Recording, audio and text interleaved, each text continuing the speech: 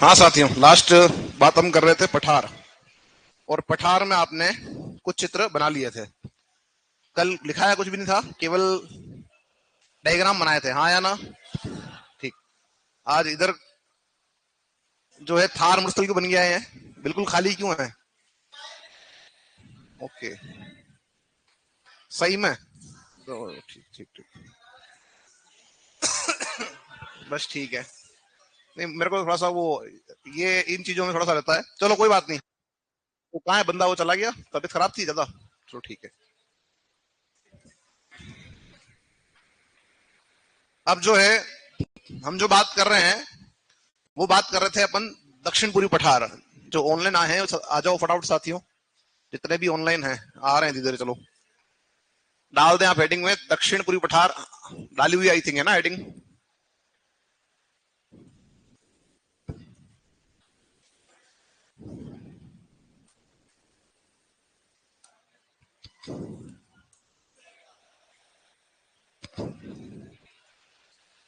लिखे साथियों, इसमें लिखना स्टार्ट करेंगे। कुछ लिखाया था क्या मैंने? ये गेट किसने बंद किया? खुला रहने दो उसको।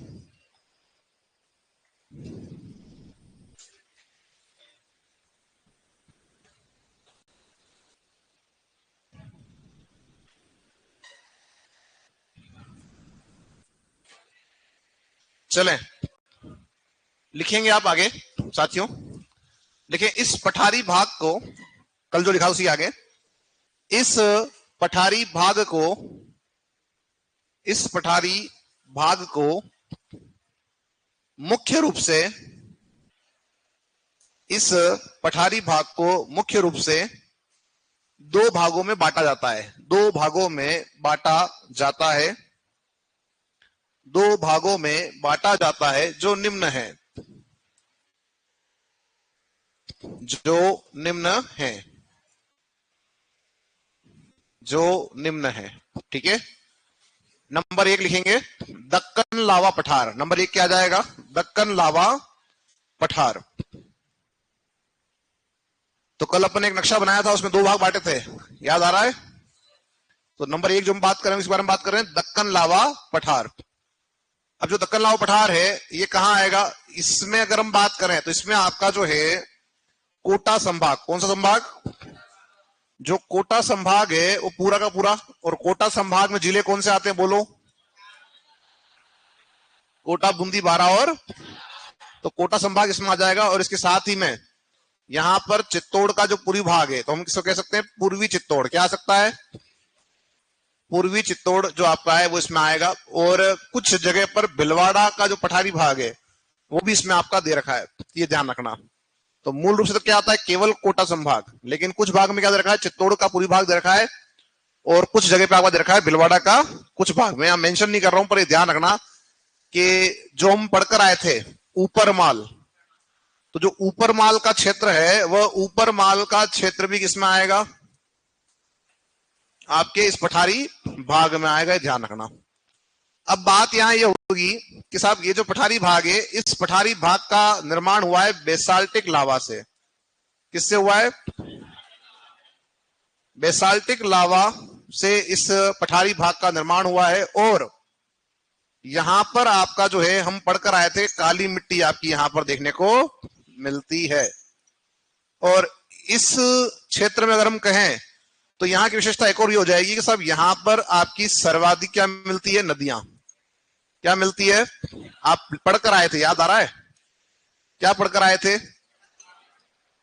सर्वाधिक नदियां किस संभाग में और किस पठारी भाग में आ रहा है? तो इस पठारी भाग के अंदर आपकी सर्वाधिक नदियां आएगी। बात में आ रही है?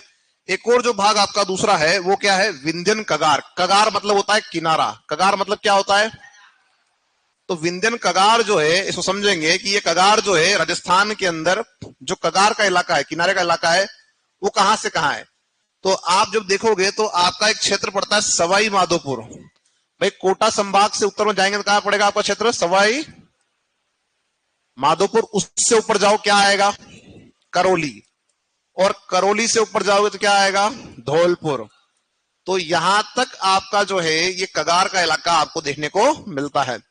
कगार को समझें कि जैसे आपका जो विंध्याचल है, इसका ज्यादा विस्तार कहाँ है आपका एमपी में, पर इसका जो कुछ भाग है अंश वो कहाँ आ रहा है, राजस्थान के अंदर आपका आ रहा है। इसको समझें कि कगार में क्या होगा, मैंने कल भी आपको एक बात समझाई थी। क्या समझाया था कि कोई पर्वतीय इलाका होगा तो वो इस तरह से उठेगा एक जगह से और वापस इधर से क्या आएगा, नीचे आएगा, हाँ या ना, यूं होगा आकार में, बताया था। तो इसका ये जो पार्ट है वो कहाँ आ रहा है, राजस्थान में। कहाँ आ रहा है? अब इसका बेनिफिट क्या है, क्या इससे हमें कोई फायदा है? तो आप ये दिमाग लगाओ कि आप जब आगे पढ़ोगे, या कभी हो सकता है आपने थोड़ा बहुत कभी ज्ञान लिया हो जीके का, तो चंबल नदी ऐसी नदी है जो एमपी और राजस्थान के मध्य सीमा बनाती है। ये आपने सुना होगा, लंबी सीमा बनाती है, छोटी मोटी नहीं, 252 किलोमीटर लंबी आपकी सीमा बनाती है। तो हो क्या रहा है कि राजस्थान में जो आपकी नदी है चंबल, वो एंटर कर रही है चित्तौड़ से, फिर आगे बह रही है। अब आगे बह रही है तो क्या हो रहा है कि जो इलाका आपका है कौन सा, सवाई माधोपुर, वहां से क्या कर रही है, सीमा बनाना स्टार्ट करती है। अब जब सीमा बना रही है तो ध्यान रखना कि एक तरफ क्या है एमपी और एक तरफ क्या है, और ये नदी, अगर आप इस बात को समझें कि अगर यहां पर विंध्याचल न होता तो ये नदी कहां चली जाती, एमपी में। कहां चली जाती, एमपी में प्रवेश कर जाती। लेकिन क्योंकि इसका ढाल इस तरह से है तो ये नदी ऊपर चढ़ तो नहीं पाएगी, तो इसके सहारे सहारे क्या होती है, ये आगे तक बहती है। और कहां तक बहती है, धौलपुर तक। और धौलपुर ही हमारा जो है चंबल का अंतिम क्षेत्र है राजस्थान के अंदर, ठीक है। तो ये इसका बेनिफिट आपका यहां पर मिल रहा है। एक सेकंड, ये कौन था साथी, ओहो वाला कौन था, एक कोई साथी था ओहो, तो इसमें ओहो की कोई बात थी नहीं। कोई अगर व्यक्ति आ रहा है तो अच्छी बात है, आने दो, है ना। बट कोई विशेष बात हो, इसका कोई बर्थडे हो तो अपन भी विश करें, फिर पार्टी वार्टी भी लें, बताओ। हाँ, कुछ कह रहे हो, इसका बर्थडे है तभी ओहो कर रहे थे। तुम्हारा बर्थडे है, तुम्हारा, ये साथी कह रहा है। चलो अब ये ओहो करने की जरूरत नहीं है, आ जाओ, चलो आ जाओ, तुमने टाइम खराब किया, इधर आ जाओ यहाँ पे। तो आप जो ओहो कर रहे हो उस ओहो को थोड़ा रोक दो और यहाँ देखो, ये ओहो आएगा। और अगर ये ओहो जब एग्जाम में आपको नहीं आया तो फिर आपका वास्तव में ओहो हो जाएगा, और फिर वैकेंसी फिर नहीं आएगी अगली बार, फिर ओहो और हो जाएगा। थोड़ा ध्यान रखना, इसलिए ओहो कम करो और इस ओहो पे थोड़ा ध्यान दो कि मैं जो समझाना चाह रहा हूं कि यहाँ पर इसका बेनिफिट ये मिल रहा है कि ये ढाल का जो भाग है वो इस तरफ है, तो नदी यूं नहीं है कि इसके ऊपर चढ़ जाएगी, नदी क्या होगी, इसके सारे सारे आपके आगे बहती जा रही है। बात समझ में आ रही है? तो ये हमारे को इसका बेनिफिट कहीं ना कहीं मिल रहा है। तो ये जो कगार है, कगार मतलब होता है किनारा, क्या होता है, तो विंध्याचल ये पूरा मान लो मेरा हाथ विंध्याचल, ये जो इसका है ये किनारे का भाग है जो राजस्थान के अंदर आपका आ रहा है, ठीक है। और ये कहां फैला हुआ है, इनमें। अब इसमें हमने कल बात की थी कि सब चट्टाने कौन सी मिलेगी, विंध्याचल वाली। कौन सी मिलेगी, तो यहाँ चट्टाने मिलती कौन सी वाली, विंध्याचल वाली मिलती है। और इसका ढाल कहाँ है, तो राजस्थान की ओर है। कहाँ है, इसका एक और प्रमाण आप ले सकते हो कि जब हम पढ़ते हैं कि कोटा बैराज, तो हम कहते हैं सब कोटा बैराज एक सिंचाई बांध है। कोटा बैराज क्या है, आप में से कोई है संभाग से, कोटा संभाग से, एक दो साथी, कुछ नहीं पूछना, चिंता मत करना, खाली हाथ ऊपर कर दो, है कोई। हाँ, एक बार क्या होता है कि डरते हैं कि सब कहीं कुछ पूछ ना ले तो हाथ ही खड़े नहीं करते। मैं कुछ नहीं पूछूंगा, केवल ये पूछ रहा हूँ कि आप में से कितने व्यक्ति कोटा संभाग से है। वेरी गुड, ठीक है। तो अगर आपको मैं जो नाम बता रहा हूँ वो अगर आपको सुने हैं कभी तो हाँ बोलना, नहीं सुने तो कोई बात नहीं। तो जो कोटा बैराज है उससे अपन निकालते दो नहरें, एक जाती है दही, एक जाती है बाई ओर। तो एक नहर जो जा रही है वो जा रही है कोटा से 12 होते हुए एमपी में। कहा जा रही है, कोटा से 12 होते हुए एमपी में। और जो नहर आपकी कोटा से 12 जा रही है एमपी में जा रही है, उसके ऊपर क्या किया, लिफ्ट नहर बनाई। क्या बनाई, तो लिफ्ट नहर तब बनती है जब कोई क्षेत्र ऊंचा हो और ऊंचे भाग पर अगर आपको पानी पहुंचाना तो क्या करना पड़ेगा, मशीनों के माध्यम से पानी को उठाना पड़ेगा और नहरों में डालना पड़ेगा, राइट, हाँ या ना। तो इस वाली नहर पर आपने कभी नाम सुना हो, गणेशगंज, कचारी, पचेल, अंता, अंता माइनर, सोरखंड, हाँ है ना। तो ये सब जगह पे क्या है आपके, ये सब क्या है आपके लिफ्ट नहरों के नाम में। तो इसका मतलब ये हुआ कि ये वाला जो भाग है एमपी की साइड वाला वो क्या है, ऊंचा है, इसलिए हमको क्या करना पड़ा, यहाँ पे नहरें बनानी पड़ी, लिफ्ट नहरें, ठीक है। कौन सा भाग है तुम्हारा, मांगरोल वाला, ठीक। तो कहने का मतलब ये हो रहा है कि ये वाला भाग कैसा है, ऊंचा है। तो ये ध्यान रखना, इसका बेनिफिट है। इसी वजह से क्या हो रहा है, चंबल नदी आपके अंदर अंदर बह रही, नहीं तो क्या होता, एमपी में जा सकती थी। तो इसमें कुछ विशेष बातें आपकी है नहीं, बड़ी दो बातें लिखनी हमारे को। पहले आप इसको लिखेंगे, दक्कन लावा पठार, लिखो दक्कन लावा पठार, दक्कन लावा पठार, बिल्कुल ऑनलाइन भी है कुछ साथी। और लिखे इसमें, इसमें कोटा संभाग, इसमें कोटा संभाग, पूर्वी चित्तौड़,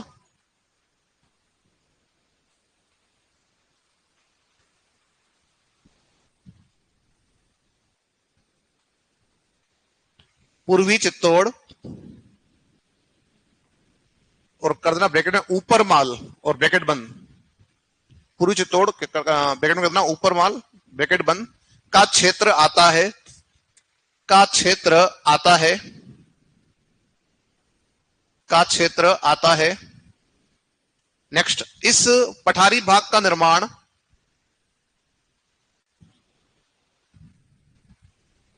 इस पठारी भाग का निर्माण बेसाल्टिक लावा चट्टानों से हुआ है। इस पठारी भाग का निर्माण बेसाल्टिक लावा चट्टानों से हुआ है, बेसाल्टिक लावा चट्टानों से हुआ है, बेसाल्टिक लावा चट्टानों से हुआ है। इस भाग में सर्वाधिक नदियां पाई जाती है, सर्वाधिक नदियां पाई जाती है तथा यहां काली मिट्टी का विस्तार है, तथा यहां काली मिट्टी का विस्तार है। किसका विस्तार है? यहां पे काली मिट्टी का विस्तार आपको यहां देखने को मिलता है। कहां पे भैया? दक्कन लाव पठार में। अगला लिखें विंध्यन कगार, विंध्यन कगार, विंध्यन कगार और लिखें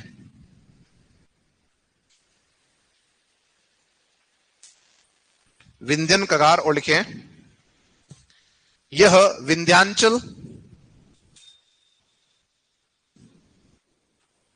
यह विंध्यांचल के किनारे का भाग है, यह विंध्यांचल के किनारे का भाग है, किनारे का भाग है जिसका ढाल राज्य की ओर है, जिसका ढाल राज्य की ओर है, जिसका ढाल राज्य की ओर है, राज्य की ओर है। इसका विस्तार, इसका विस्तार सवाई माधोपुर, इसका विस्तार सवाई माधोपुर, करौली व धौलपुर, इसका विस्तार सवाई माधोपुर, करौली व धौलपुर जिलों में है, जिलों में है। यहां विंध्यांचल की चट्टानें पाई जाती है, यहां विंध्यांचल की चट्टानें पाई जाती है, विंध्यांचल की चट्टानें पाई जाती है। क्या मिल रही है यहां पे चट्टानें? विंध्यांचल, यहां विंध्यांचल की चट्टानें पाई जाती है। कर देना कोष्टक बना के लाल पत्थर, क्या मिलता है यहां पे मुझसे आपका? लाल पत्थर, कर देना ब्रैकेट में लाल पत्थर। ठीक है। अब यहां एक और अपन जो बात कर रहे थे पर वो बीच में ओहो हो गया तो वो फ्लो टूट गया, और वो इंपोर्टेंट बात जो है वो छूट जाएगी किसी दिन, तो फिर तुम्हारी दिक्कत आएगी, है ना। इंपोर्टेंट बात ये है कि एक तो मैंने बताया कि इस ढाल की वजह से क्या हो रहा है कि चंबल नदी राजस्थान में बह रही है। दूसरी एक और इंपोर्टेंट बात यह है कि इसी ढाल की वजह से चंबल की सहायक नदियां जो एमपी से आती है वो राजस्थान में आ पा रही है, क्योंकि इनका ढाल कहां है? राजस्थान की ओर है। तो जो भी नदियां सहायक नदियां इधर से आती है वो सब कहां आ रही है? राजस्थान के अंदर आ रही है। जब अपन नदियां पढ़ेंगे आगे तो काली सिंध है, आहू है, परवन आपकी है, और जो और आपकी नदियां हैं पार्वती है, कुनो है ना, ये सब नदियां कहां आ रही है?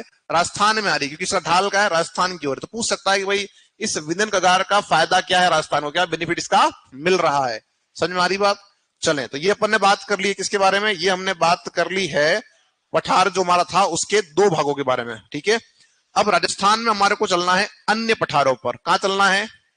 तो सीधा ही प्रश्न आएगा ये पठार कहां स्थित है ना, इस तरह से। तो डालो आप हेडिंग में अन्य पठार, अन्य पठार। अंदर से क्यों बंद किया इसको?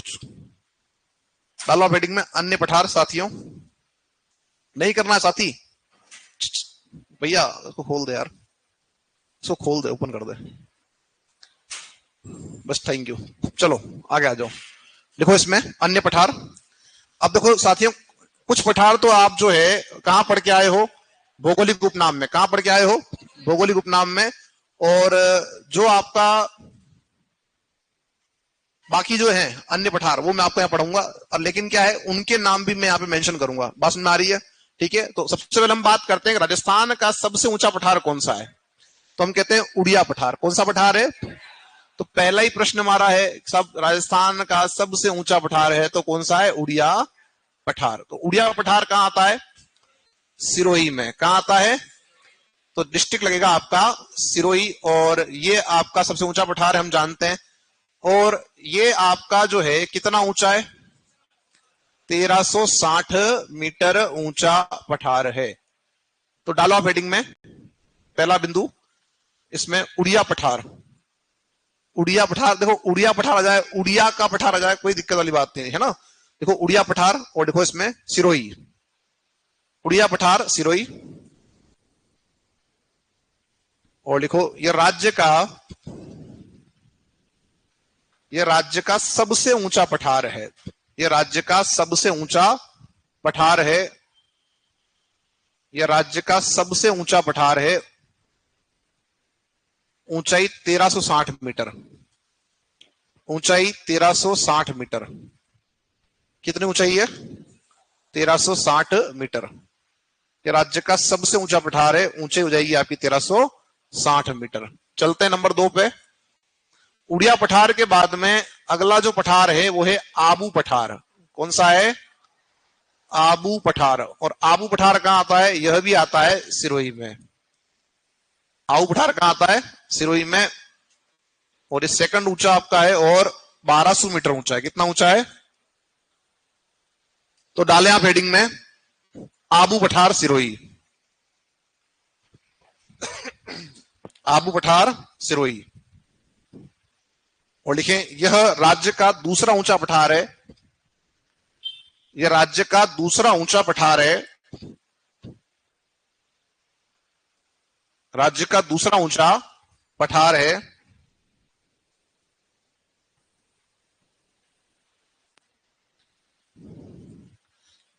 ऊंचाई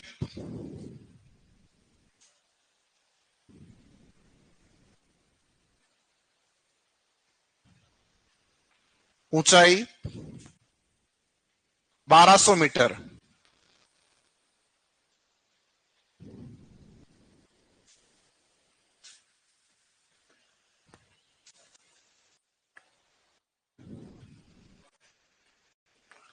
बारह सौ मीटर। कितना?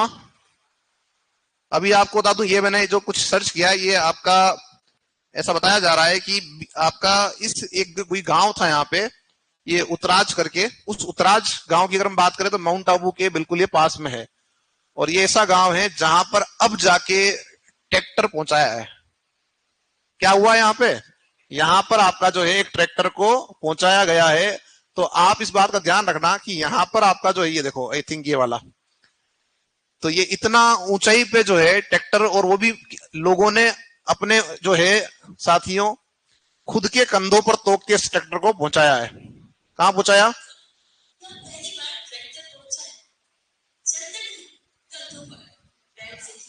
अब सोचो आप,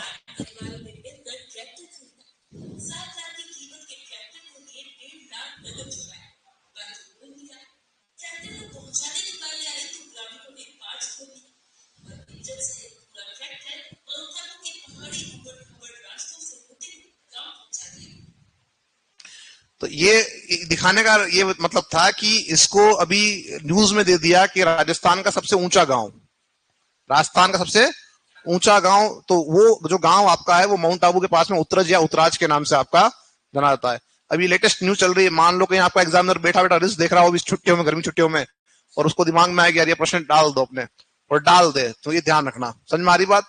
भाई आजकल सबके पास मोबाइल है और सब जो है इन चीजों को स्क्रॉल करते ही करते हैं, तो कहीं उसके दिमाग में आ जाए कि चलो ज्योग्राफी में वो सारे क्वेश्चन ऐसे आए हैं जो आप पूछ चुके हैं, अब कुछ नया पूछे, तो नया पूछ सकता है कि राजस्थान का सबसे ऊंचा गांव कौन सा है जहां मतलब जहां कृषि होती है, जहां क्या होती है, तो कौन सा गांव है? उत्तरज, इसको माना गया है। ठीक है, तो अभी तो आपका केवल ध्यान है जो शहर हमारा वो तो कौन सा माउंट आबू शहर है, ठीक है, लेकिन गांव अगर पूछ ले कौन सा बताओगे आप लोग? उत्तरज गांव। ठीक है, समझ में आ रही बात? तो ये थोड़ी सी अपडेटेड, जब आप कुछ चीजें देखते हो, चाहे वो रील्स में क्यों ना हो, ठीक है, ये तो न्यूज की रील्स थी इसलिए आपको दिख गया, तो ये चीज ध्यान रखना कि इस तरह के प्रश्न भी आपके कहीं पूछ सकता है। लिख दिया आप लोगों ने? इसी में कोष्टक बना के लिख देना, इसी में लिखो कोष्टक बना के, लिखो माउंट आबू के निकट उत्तराज गांव स्थित है।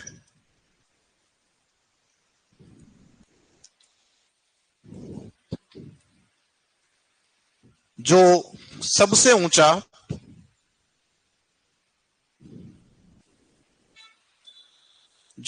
ऊंचा कृषि योग्य गांव है। कृषि योग्य, सबसे ऊंचा कृषि योग्य गांव है। ठीक है, समझ में आ गई बात? चलें, तो ये अपन ने बात कर ली किसके बारे में?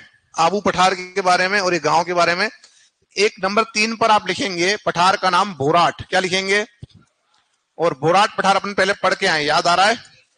और भोराट पठार जो है उसकी ऊंचाई कितनी है? औसत 920। अधिकतम कितनी बताई मैंने? 1225। और प्रश्न मैंने आपको दिखाया था, क्या प्रश्न आपका पूछा गया था, तो ध्यान रखना कि वो बात हमने वहां कर ली। एक और बात दिखाई थी मैंने कि जो भोराट पठार आपका है वो आपके आबू खंड के बाद में राज्य का दूसरा सबसे ऊंचा भाग है। समझ में आ रही बात? एक और बात, माउंट आबू की अगर हम बात करें, इसके अंदर लिखेंगे अपन एक बात और, माउंट आबू सबसे ऊंचा शहर है, ठीक है, जो आपका इसी पठार पर है। किस पर है? इस आबू पठार पर आपका स्थित है। और माउंट आबू के बाद में यदि सबसे ऊंचा नगर पूछता राजस्थान में, तो सबसे ऊंचा नगर जो है हो जाएगा प्रतापगढ़। क्या हो जाएगा? तो यहां पर आपने डाल दिया, हेडिंग डाली क्या? डाल दी बात, डाल दी तो कोई बात नहीं, और डाल दी नंबर 3 डाल दिया भोराट पठार। हाँ तो डाल दे तो कोई बात नहीं, ब्रैकेट बनाओ कोष्टक बना के इसके नीचे, क्योंकि इस पे लिखना कुछ ही नहीं अपने को। अरे काटने की जरूरत नहीं, कोई बात नहीं, लिख दिया तो कोई फर्क नहीं पड़ रहा। इसके नीचे बनाओ कोष्टक और लिखो, लिखो माउंट आबू, माउंट आबू राज्य का, माउंट आबू राज्य का सबसे ऊंचा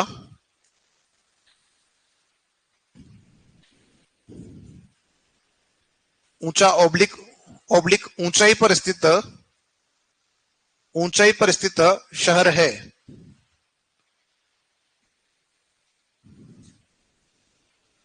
शहर है, सबसे ऊंचा या ऊंचाई पर स्थित शहर है। तथा प्रतापगढ़ राज्य में दूसरा सबसे ऊंचाई पर स्थित शहर है।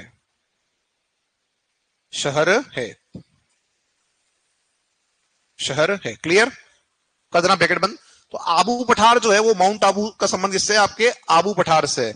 और जो साथी कह रहे हैं कि वो जो लाइन है मैंने क्या लिखवाई थी आपको कि उत्तराज जो आपका गांव है वो सबसे ऊंचा कृषि योग्य गांव है हमारे राजस्थान का, ऐसा भी न्यूज में बताया जा रहा है। ठीक है, चलो ये भोराट अपन लिख दिया। भोराट में अपन सारी बातें हम पहले करके आ चुके हैं, इसलिए हम उस बात को वापस से नहीं दोहरा रहे हैं।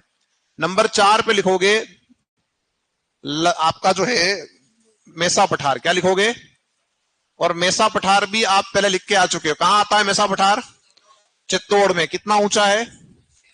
620। कितना ऊंचा है? 620 मीटर आपका ऊंचा है। फिर आप लिखोगे लसाड़िया पठार। कहां आता है? लसाड़िया पठार कहां आता है?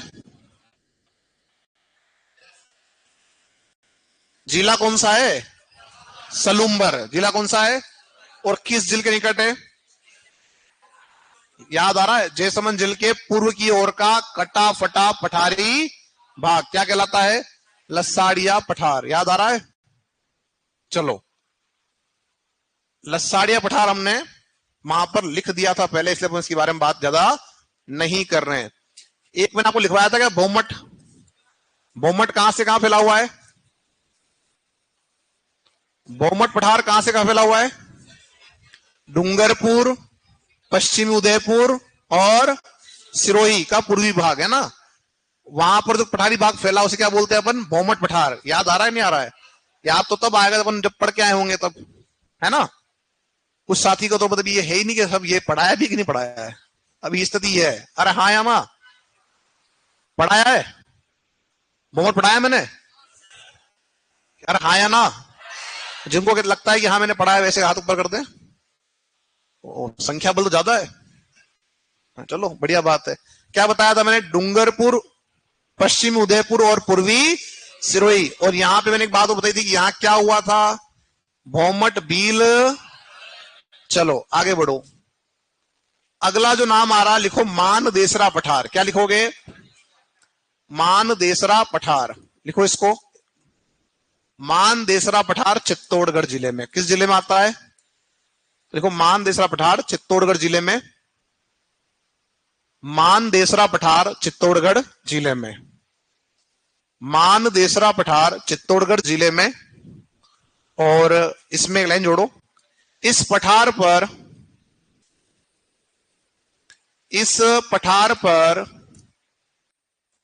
भैंसरोडगढ़ दुर्ग बना है।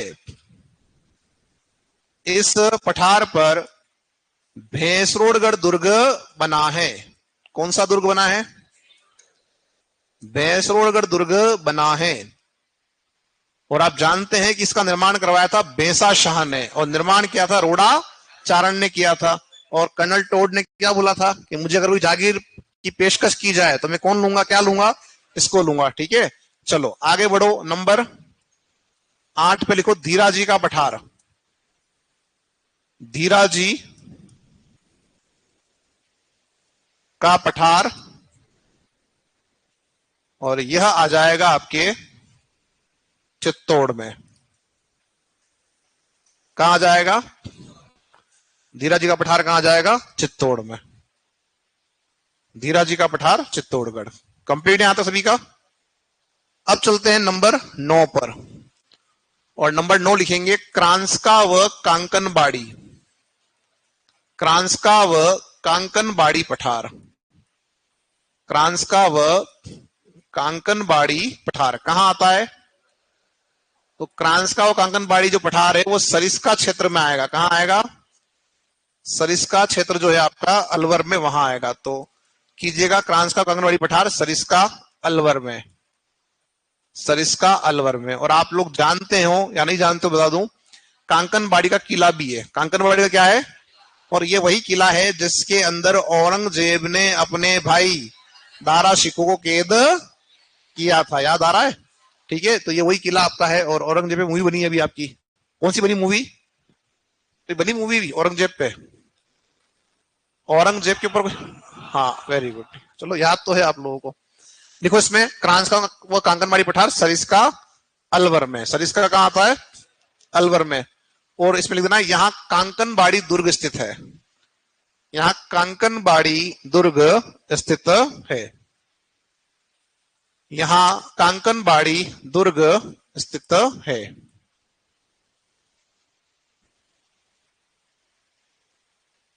कांकनबाड़ी दुर्ग स्थित है। अगला नाम लिखोगे शाहबाद उच्च भूमि। शाहबाद उच्च भूमि। ये शाहबाद जो है ये पठारी भाग का ही हिस्सा है। किसका हिस्सा है? जो आपका दक्षिण पूर्वी पठार है उसी का हिस्सा है। पर इसको अपन अलग से इसलिए पढ़ रहे हैं कि प्रश्न सीधे ही पूछ लेगा शाहबाद उच्च भूमि कहां है।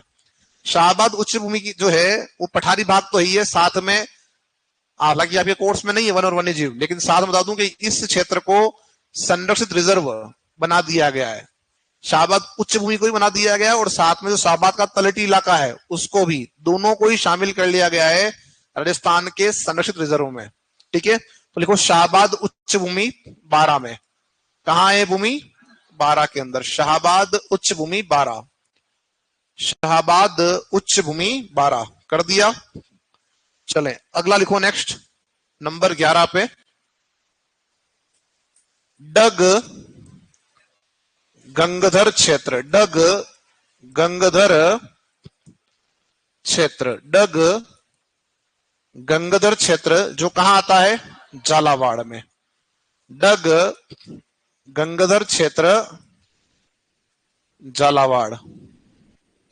डग गंगाधर क्षेत्र झालावाड़ में। ठीक है, अब जो आपका डग क्षेत्र है उसके अगर हम बारे में बात करें तो डग जो है उसे हम कहते हैं राजस्थान का अजंता एलोरा। क्या कहते हैं इसको? राजस्थान का अजंता एलोरा हम किसे कहते हैं? डग को। अब अजंता एलोरा कहां है? महाराष्ट्र के अंदर, औरंगाबाद में। और वहां पे क्या है? वहां पर बौद्ध धर्म की गुफाएं हैं। किसी गुफाएं हैं? और वैसे ही इस डग क्षेत्र में आपकी मिल रही है कोलवी की गुफाएं। किसी मिल रही है? और इन कोलवी की गुफाओं का संबंध है बौद्ध धर्म से। जो कोलवी गुफाएं आपकी मिल रही है, इनका संबंध है बौद्ध धर्म से। इस कारण से जो डग क्षेत्र हमारा है उसे कहा जाता है आपका, क्या कहा जाता है? राजस्थान का अजंता एलोरा। बात समझ में आ रही है? तो इसको लिखना स्टार्ट करो। लिखो डग गंगधर क्षेत्र। डग गंगधर क्षेत्र झालावाड़। डग गंगधर क्षेत्र झालावाड़। डग गंगाधर क्षेत्र झालावाड़। और लिखेंगे इसी में एक लाइन जोड़ें। डग को राजस्थान का अजंता एलोरा भी कहते हैं।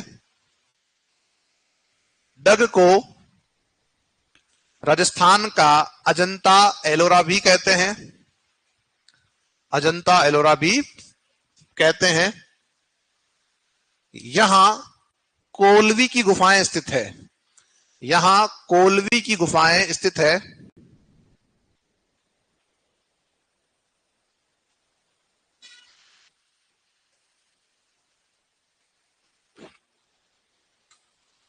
यहां कोलवी की गुफाएं स्थित है जिनका संबंध बौद्ध धर्म से है। जिनका संबंध बौद्ध धर्म से है। किससे संबंध है इसका? बौद्ध धर्म से। ठीक है। अब मुझे बताओ कि बौद्ध धर्म के बारे में हमने पहले ही बात की थी। राजस्थान में एक स्थान और पढ़ के आए हो इससे पहले आप, जहां पर हमने बौद्ध धर्म की बात की थी। कौन सा था? बेराट। तो राजस्थान में बौद्ध धर्म के जो स्थान है वो दो हैं। बेराट, कहां आता है बेराट? कोटपुतली। कहां आता है? और एक आपका है डग झालावाड़। और इन दोनों को मिलाकर जो पर्यटन विभाग हमारा है वो विकसित कर रहा है बुद्धा सर्किट या बौद्ध सर्किट। और इसको डेवलप करने के पीछे कारण ये है कि इसको जब कर लेंगे डेवलप, तो जो दक्षिण पूर्वी एशियाई देश हैं जहां पर बौद्ध धर्म को मानने वाले लोग रहते हैं, उन्हें हम राजस्थान के अंदर पर्यटन के लिए आकर्षित कर सकें। और वो अगर आते हैं हमारे राजस्थान में तो हमें क्या बेनिफिट है? आय। और आय के साथ में मूल तो बात है वो है विदेशी मुद्रा। क्या मिलेगी? आप अगर कभी किसी पर्यटन स्थल पर गए होंगे तो आपने देखा होगा कि अगर कहीं लिखा हुआ है कि भारतीयों के लिए 10 रुपया, इंडियंस के लिए अगर 10 रुपया है, तो लिख दिया होगा फॉरेनर के लिए 100 या 50 रुपया। हाँ या ना? तो कुल मिला के क्या मिल रहा है अपने को? आय प्राप्त हो रही। क्या मिल रही है? अब वो आएंगे तो क्या लेके आएंगे भाई? जहां क्या होगा वहां से कुछ ना कुछ लेके आएगा और उसको यहाँ जो क्या करेगा, कन्वर्ट करेगा और हमको वो दे के जाएगा। जैसे अभी डॉलर है, यूएस में अगर आ रहा है तो डॉलर लेके आएगा। ठीक है। तो इस तरह से जो है विदेशी मुद्रा प्राप्त करने के लिए हम क्या कर रहे हैं? इस तरह से डेवलपमेंट कर रहे हैं। किसका कर रहे हैं? बुद्धा सर्किट का। चलें, तो ये अपन ने जो बात की है ये हमारा पठारी भाग हो चुका है कंप्लीट। इसमें एक लास्ट और बिंदु हम जोड़ेंगे और फिर अपन इस टॉपिक को पूरा करेंगे एंड। इसी के नीचे बनाओ एक लाइन, कोष्टक बना के लिखो। कोष्टक बना के लिखोगे दक्षिण पूर्वी पठार का, दक्षिण पूर्वी पठार का सबसे ऊंचा बिंदु, सबसे ऊंचा बिंदु चांदखेड़ी झालावाड़ को माना जाता है। चांदखेड़ी झालावाड़ को माना जाता है। सबसे ऊंचा बिंदु से मान रहे हैं चांदखेड़ी झालावाड़ को।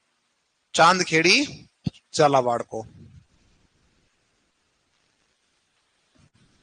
और अभी आपने एक गांव देखा था जो सबसे ऊंचा गांव माना जा रहा है। कौन सा गांव है वो?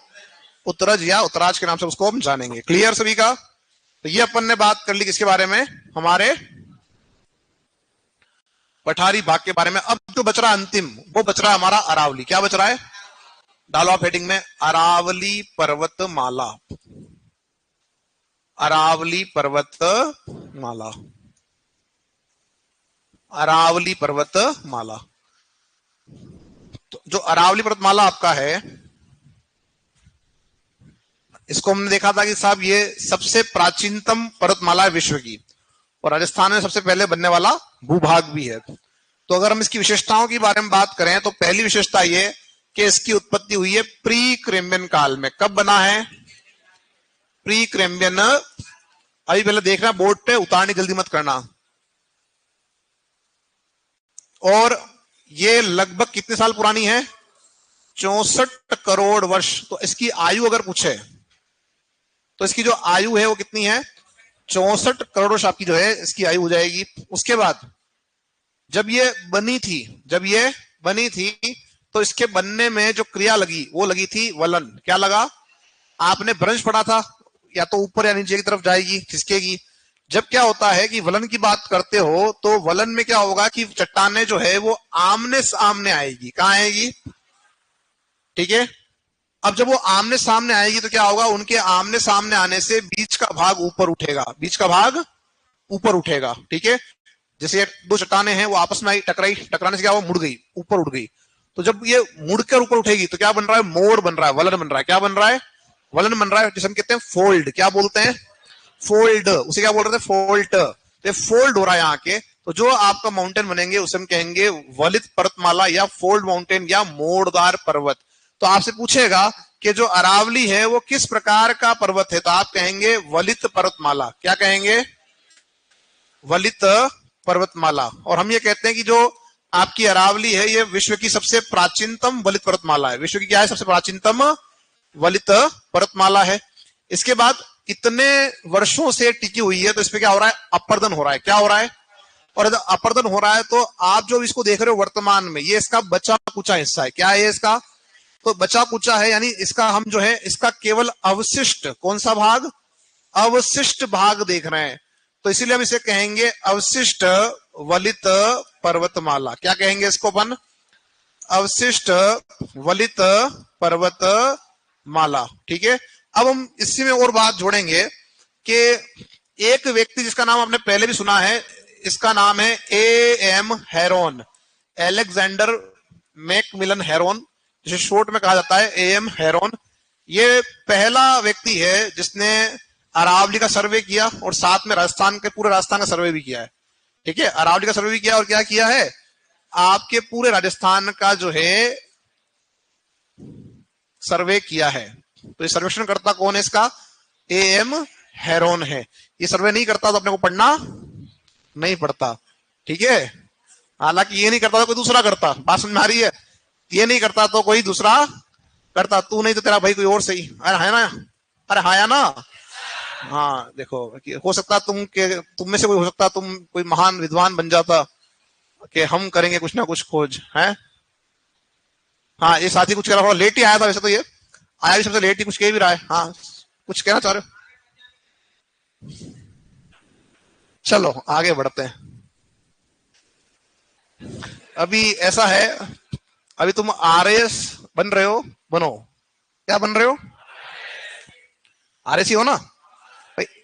मतलब जो पिछली वैकेंसी थी, तो उस पिछली वैकेंसी के जो स्टूडेंट है वो सब कहते हम तो सर तैयारी कर रहे हैं RAS की।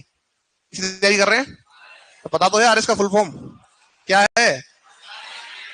Rajasthan agriculture supervisor. तो मतलब कोई पूछता कहां जा रहे हो, किसी तैयारी कर रहे हो? RAS की तैयारी कर रहे हैं। तो वो तो वही वाली बात है, बस उतना ही फर्क है हमारी सोच में और हमारे काम में, है ना? कि जितना RS और RAS में फर्क है। बात समझ में आ रही है? अरे हाँ या ना? तो बस वही है, इसलिए अपने को जो है वापस इधर आ जाना है। बाकी तो आप समूह में तो एक साथ बोलते बोलते हो और समूह में तो अच्छा बोलते हो, सिंगल जब बोलने की बारी आती है तो पता नहीं एनर्जी कहां जाती है। जब प्रश्न पूछते हैं तो शायद उस समय हम कहा जाते हैं डाउन में, कि मतलब इस दुनिया के है ही नहीं, हम मंगल से आए हुए हैं। अभी बाकी प्रश्न उत्तर पूछना, अभी मैं सबके चेहरे नोट कर रहा हूँ, पूछूंगा, ध्यान रखना। चलो आगे बढ़ते हैं। किसने किया सर्वेस का? A.M. हेरोन ने। अब एक बात समझो, मैंने आपको एक बात और कही थी कि ये बन रहा है प्री क्रेम्बियन काल में, और प्री क्रेम्बियन काल से जो पहला युग था इससे पहले वाला, वो था आर्कियन। कौन सा था? आर्कियन था, है ना? कौन सा था? और आर्कियन में क्या हुआ था? आर्कियन में आपका जो है, ये ध्यान रखना कि सबसे प्राचीनतम चट्टानों का निर्माण हुआ। चट्टाने बनी, उसके बाद क्या बना? क्या बना? पर्वतमाला। और कौन सी बनी?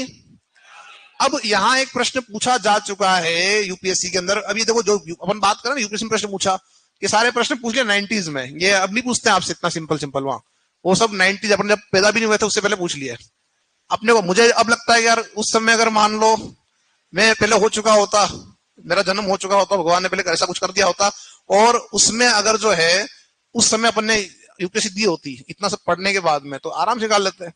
बोल्सन क्या है, पेडिमेंट क्या है, पिडमांड क्या है, ये प्रश्न वहां देखे मैंने। और ये तब देखोगे जब आप उस लेवल पे पढ़ाई करने जाओगे, तब कि भाई हाँ यार, उस किसी सब्जेक्ट को अगर आप पूरा घोट रहे हो तब करोगे। और वास्तव में ये क्वेश्चन वहां पे आपके 80s 90s में हमको देखने को मिल जाते हैं। तो यहां पर आपका ये पूछा हुआ है 90s में यूपीएससी में कि अरावली में कौन सी चट्टानें मिलती है। तो ध्यान रखना, अरावली जो आपका है, इस अरावली में इसकी खुद की चट्टानें हैं। कौन सी है? अरावली सुपर समूह। कौन सी है? अरावली सुपर समूह की चट्टानें। किसी चट्टानें हैं? तो अरावली सुपर समूह की चट्टानें हैं। इसके अलावा यहां क्वार्टजाइट चट्टानें हैं। कौन सी चट्टानें हैं? क्वार्टजाइट चट्टानें हैं। और जो मैंने बताया भी आपको, जो प्रश्न पूछा गया था वहां पर जो ऑप्शन में आंसर दे रखा था, वो दे रखा था दहली क्रम। किस चट्टानें हैं?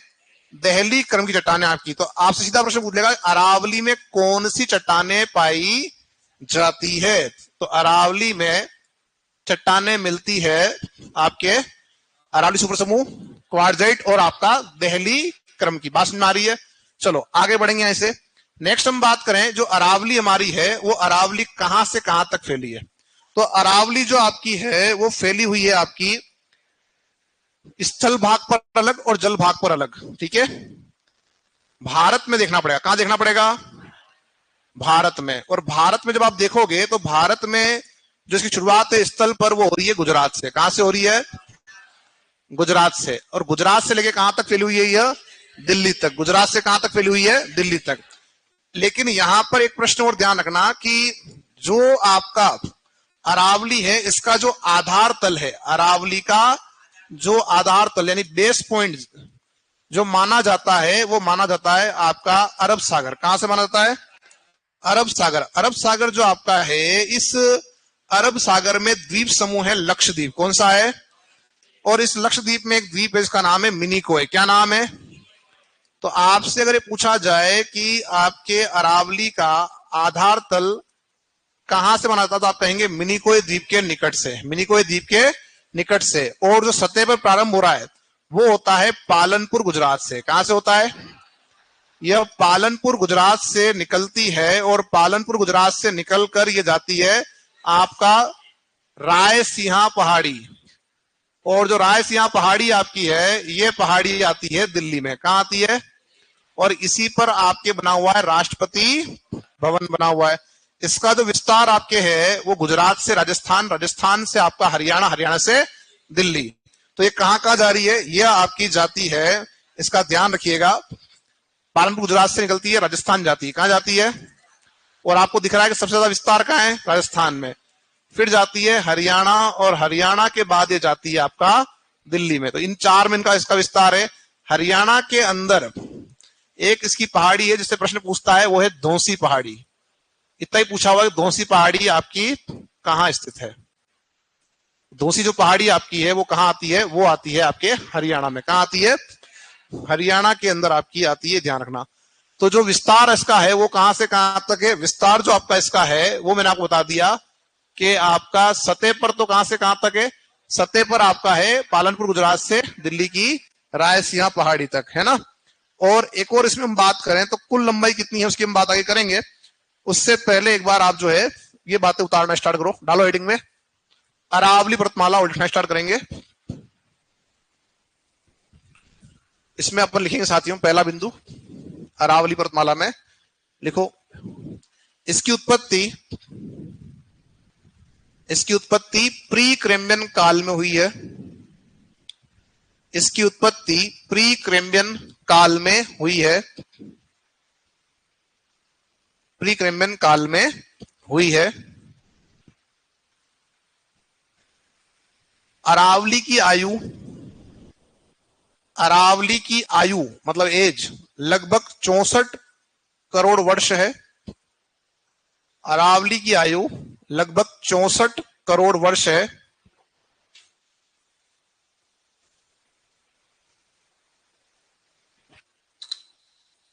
नेक्स्ट, यह विश्व की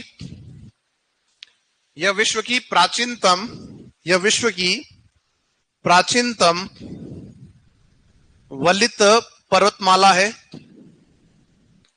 यह विश्व की प्राचीनतम वलित पर्वतमाला है। यह विश्व की प्राचीनतम क्या है साथियों? वलित पर्वतमाला है। नेक्स्ट देखो, वर्तमान में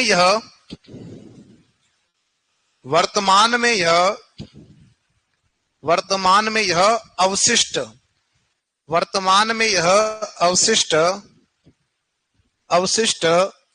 वलित पर्वतमाला के रूप में स्थित है। वर्तमान में यह अवशिष्ट वलित पर्वतमाला के रूप में स्थित है। वर्तमान में यह अवशिष्ट वलित पर्वतमाला के रूप में स्थित है। कौन साथियों? अरावली। नेक्स्ट लिखें अगला बिंदु, अरावली का सर्वप्रथम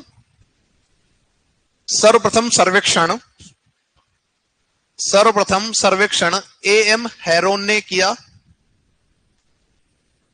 अरावली का सर्वप्रथम सर्वेक्षण एएम हेरोन ने किया। एएम हेरोन ने किया। नेक्स्ट देखो अगला बिंदु, अरावली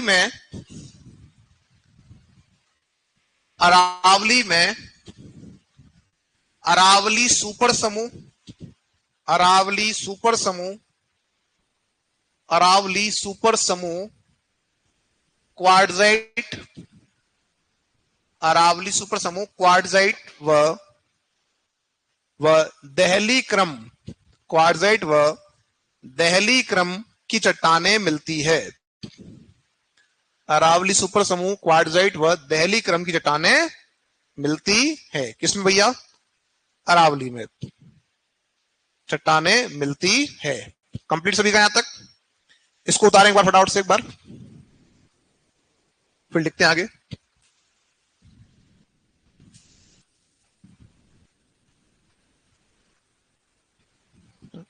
एक साथी पूछे सब, जोधपुर को नीली नगरी क्यों कहते हैं? नीली नगरी क्यों कहते हैं? जो वहां के लोग हैं वो क्या करते हैं? घरों पे पेंट कौन सा करते हैं? नीला करते हैं। क्या करते हैं? नीला करते हैं। तो नीला करेंगे तो क्या कहेंगे उसे हम कहेंगे नीली नगरी। वैसे तो सही नाम क्या उसका है? सन सिटी। क्या नाम है उसका सही नाम? सन सिटी, सूर्य नगरी। पता है? पता था? किला कौन सा है? क्यों कहते हो मेहरानगढ़?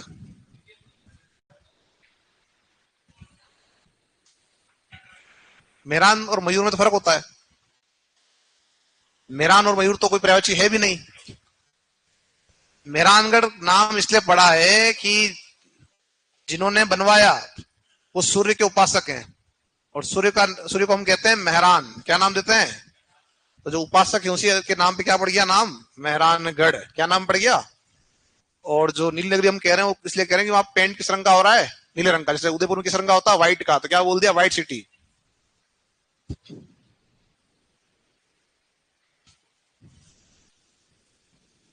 किसने दी थी वो अपनी बलि किले के निर्माण में?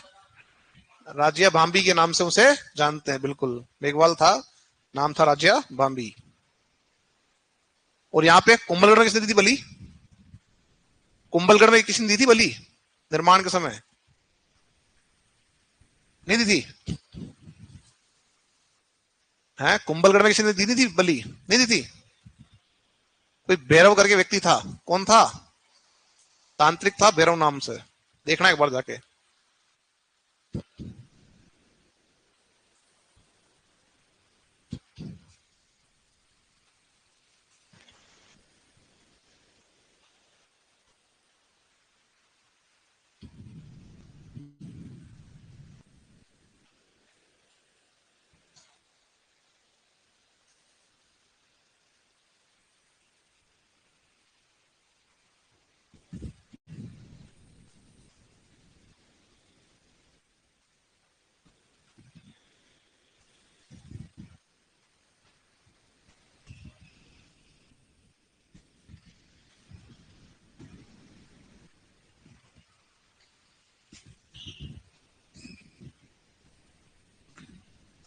हो गया? सभी का हो गया यहां तक? जल्दी करो।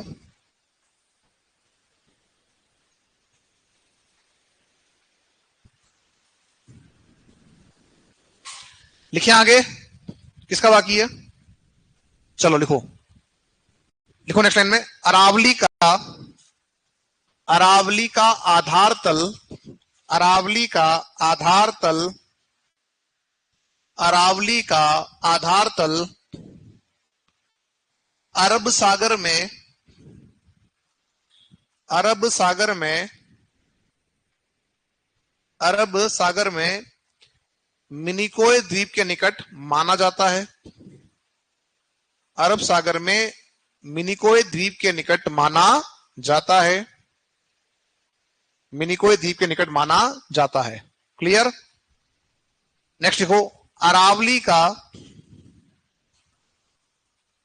अरावली का सतह पर प्रारंभ। नेक्स्ट लिखो अगला बिंदु, अरावली का सतह पर प्रारंभ पालनपुर गुजरात से होता है। अरावली का सतह पर प्रारंभ पालनपुर गुजरात से होता है, गुजरात से होता है। यह गुजरात राजस्थान, यह गुजरात राजस्थान, गुजरात राजस्थान हरियाणा होते हुए, गुजरात राजस्थान हरियाणा होते हुए दिल्ली की, गुजरात राजस्थान हरियाणा होते हुए दिल्ली की रायसीना पहाड़ी तक फैली है। गुजरात राजस्थान हरियाणा होते हुए दिल्ली की रायसीना पहाड़ी तक फैली है, रायसीना पहाड़ी तक फैली है, पहाड़ी तक फैली है। इसका सर्वाधिक विस्तार राजस्थान में है, इसका सर्वाधिक विस्तार राजस्थान में है, इसका सर्वाधिक विस्तार राजस्थान में है। अगला लिखो, अरावली की कुल लंबाई, अरावली की कुल लंबाई 692 किलोमीटर, 692। अरावली की कुल लंबाई 692 किलोमीटर है। अरावली की कुल लंबाई कितनी है? 692 किलोमीटर है। राजस्थान में लंबाई, राजस्थान में लंबाई 550 किलोमीटर है। राजस्थान में लंबाई 550 किलोमीटर है, 550 किलोमीटर है, जो कुल लंबाई का, इसी में लिखो कंटिन्यू करते हुए, जो कुल लंबाई का लगभग 80% है। जो 550 बोर्ड पे लिखा है, जो कुल लंबाई का लगभग 80% है। कितना है? 80% है। एक जो एक्यूरेट है वो तो 79.4 समथिंग है, पर ये ध्यान रखना कि जो राउंड ऑफ में आएगा कितना आएगा? 80। तो 80% जो भाग है वो कहां है? राजस्थान के अंदर आपका मिल रहा है, अरावली का। आगे बढ़ो, अगला लिखो नेक्स्ट, अरावली की, अरावली की औसत ऊंचाई, ये पूछा हुआ प्रश्न ध्यान रखना। अरावली की औसत ऊंचाई, अरावली की औसत ऊंचाई 930 मीटर है। कितनी है? 930 मीटर है। अरावली की औसत ऊंचाई 930 मीटर है। लिख दिया। नेक्स्ट देखो अगला बिंदु, अरावली की अधिकतम ऊंचाई, अरावली की अधिकतम ऊंचाई कितनी है? 1722 मीटर। देखो, अरावली की अधिकतम ऊंचाई 1722 मीटर है, इसकी ऊंचाई ये है। तो अब यहां ध्यान रखना कि आपसे ये नहीं पूछा कि गुरु शिखर की ऊंचाई कितनी है, आपसे क्या पूछ लिया? आपसे ये पूछ लिया कि अरावली की अधिकतम ऊंचाई कितनी है। तो प्रश्न को घुमाने का ये तरीका है सीधा ही। तो अब आपको ये दिमाग लगाना है कि साहब अरावली की अधिकतम पूछा, इसका मतलब ये देखना पड़ेगा कि अरावली की हाईएस्ट ऊंचाई जो है किसकी है? गुरु शिखर की है। तो जो उसकी ऊंचाई होगी वही क्या हो जाएगी, अरावली की अधिकतम ऊंचाई हो जाएगी। जबकि जो आपका जो औसत ऊंचाई होगी कितनी है, 930। तो लिखो इसके अंदर आगे कंटिन्यू करते हो, लिखो यह ऊंचाई गुरु शिखर चोटी की है। यह ऊंचाई गुरु शिखर चोटी की है। यह ऊंचाई गुरु शिखर चोटी की है। किसकी ऊंचाई है, गुरु शिखर चोटी की है। अब डालो नेक्स्ट हेडिंग में गुरु शिखर।